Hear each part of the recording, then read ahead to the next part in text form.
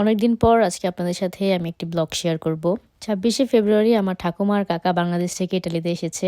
তার ঠিক 2 দিন পরে আমাদের সবার মামার বাসায় ইনভিটেশন ছিল। তো আমরা ঠাকুমার কাকাকে নিয়ে সেখানেই যাচ্ছি, কিন্তু মামার বাসায় আমরা যাব রাতের বেলা। এখন আমরা যাব ছোট কাকার বাসায়। যারা নতুন আসে তাদেরকে নিয়ে ঘুরতে অনেক ভালোই লাগে, কারণ নতুন দেশ সম্পর্কে তাদের অনেক কিছু জানার থাকে, আর তাদের অজানা জিনিসগুলোকে জানাতে আমাদেরও খুব ভালো লাগে। তো যাই হোক, এখন আমাদের প্রথম ডেস্টিনেশন হচ্ছে আমার বাবার দোকান। সেখান থেকে আমরা যাব ছোট কাকার বাসায়।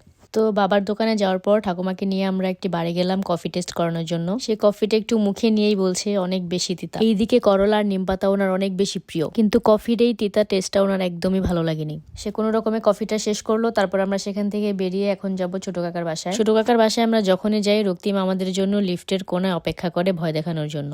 এবারও আমরা গিয়ে দেখি সে লিফটের কোনায় দাঁড়িয়ে আছে আমাদেরকে ভয় দেখাবে বলে।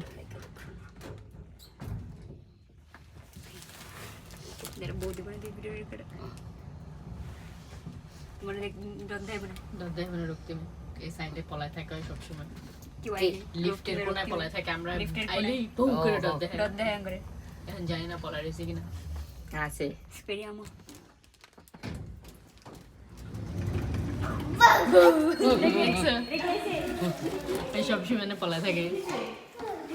কি আইছে রক্তিম?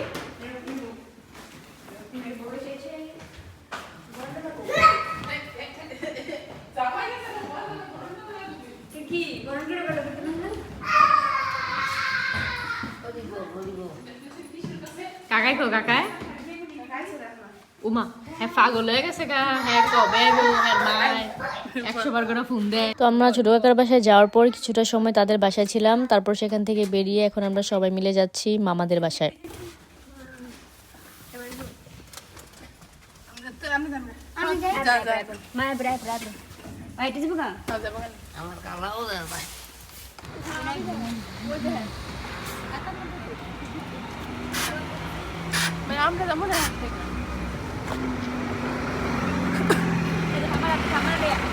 এখন আমরা মামাদের বাসায় ঢুকে যাব। আর এখানে যে ভিডিও ক্লিপটা আছে সেটা হচ্ছে ঐতিহাসিক একটা মুহূর্ত, কারণ আমার বড় জেঠুর শ্বশুর শাশুড়ির সাথে প্রায় অনেক বছর পর আমার ঠাকুমার দেখা হয়েছে। তাই এই মুহূর্তটাকে আমি ক্যামেরা বন্দি করে রাখলাম।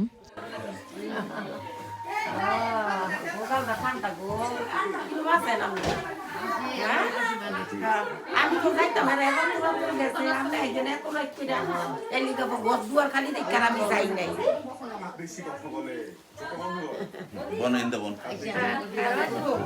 দিদি কি আনছে প্রসাদ? মামা বনে নে